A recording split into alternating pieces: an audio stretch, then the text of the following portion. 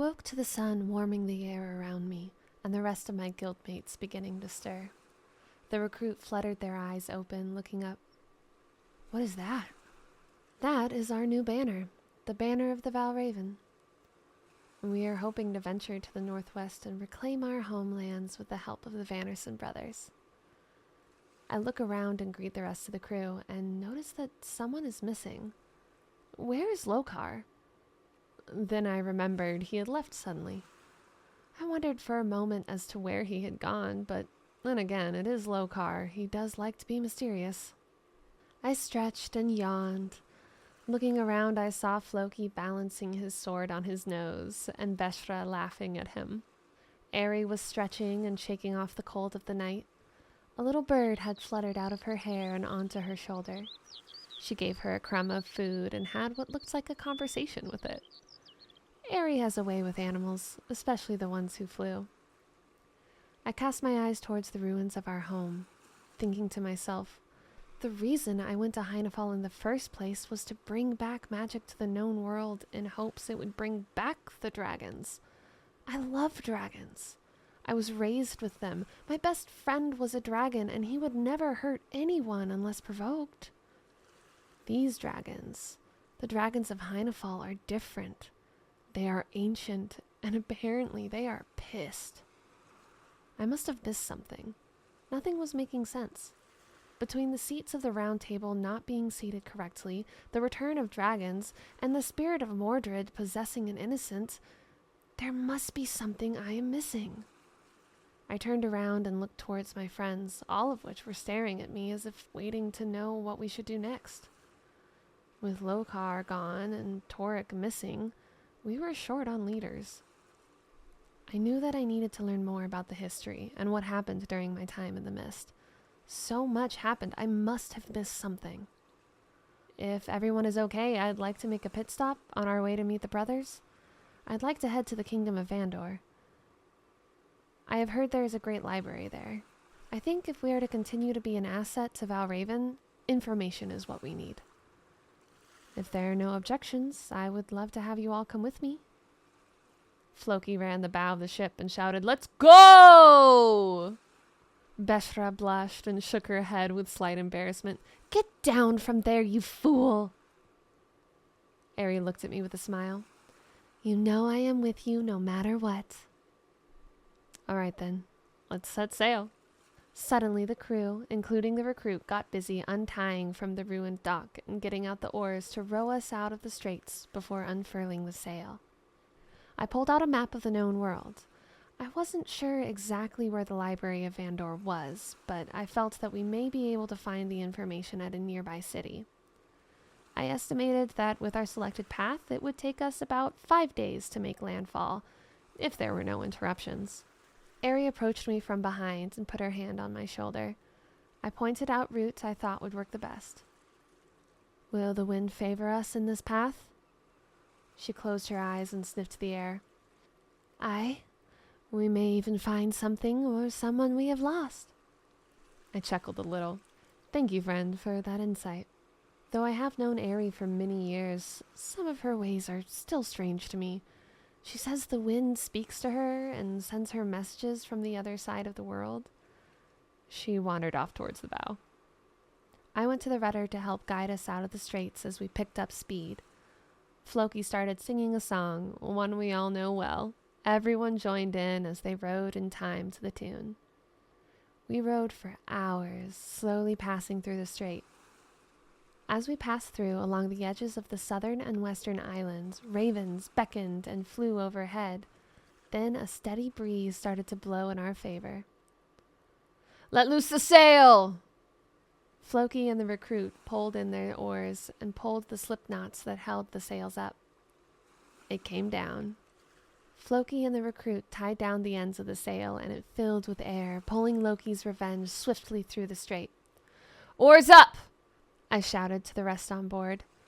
In almost perfect synchronization, the oars came out of the water and were pulled back on board. Beshra stretched and drank some water. Floki was searching for mead. "Recruits, can you please take over steering while I inform the others of what I have learned?"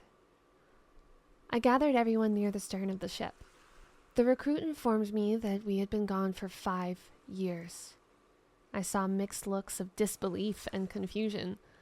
I have yet to confirm with anyone else, but if I had to guess, the same magic that kept us from dying in the mists is the same magic that caused this time difference. 1 day in the mist is a year in the known world. Shocked faces looked at me, but I continued on. As for what attacked these islands, I know for certain it was a dragon. Specifically one of the dragons that was released during our time in Heinefall.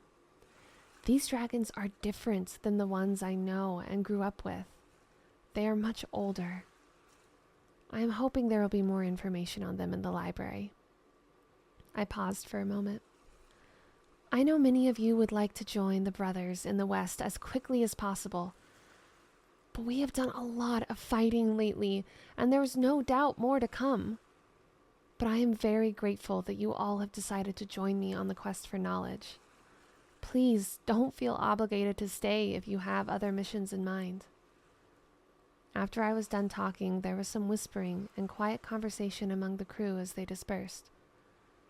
The sun was almost gone as the last view of the westernmost island vanished from view. I elected to take first watch as the breeze continued to push the ship silently through the water. The water was almost black, and other than the ripple from the ship and the wing, it was near perfect reflection of the clear night sky. It was as if I was sailing through the stars. I spent the next few hours looking at the stars and listening to Floki talk in his sleep. I love you, Beshra. Soon the recruit came and took over. I found an empty oar bench and my cloak and laid down with the gentle breeze and the sound of the water. I drifted off to sleep and entered into my dreams. Once again, I felt the wind rushing past my ears and a familiar beating of wings. I looked down and saw a friend I hadn't seen in years. His silver-black scales glistened in the sun as we flew over the familiar mountains and rivers of Sylvie. I felt his warmth as I ran my hands down his thick armor-like scales. Hello, old friend, He said to me. Hello, Svarder. This time, I did not wake up. Svarder turned his head to look at me and smiled in his way, his eyes like silver snowflakes against obsidian. His 4 horns curved gracefully back like an effortless stroke of a paintbrush.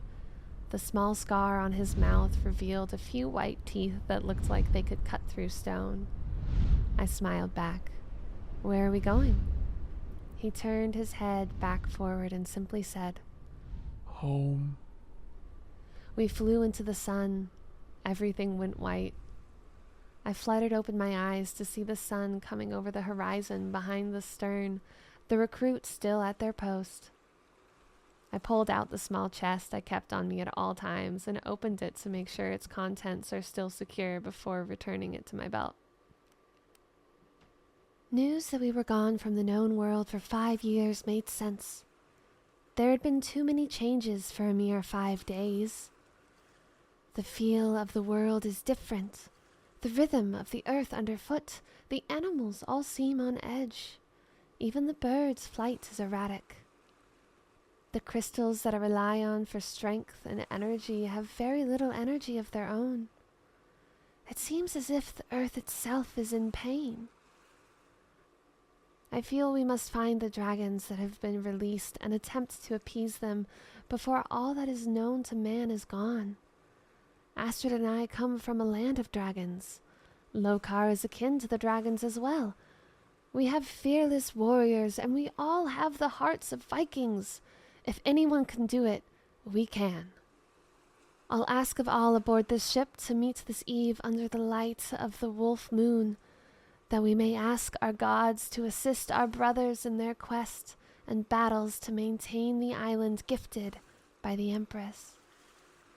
As we gather on Loki's revenge, each one of you requests from your gods strength and guidance and assistance to our brethren in their battles to come. Seek power from the wolf moon.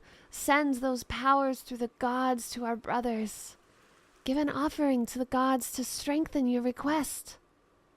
Everyone aboard Loki's Revenge asked the gods for strength in their own way, and left their own type of offering to strengthen those requests. And we all bask in the glory of the wolf moon, for we know it is a sign of good things to come for the Valraven.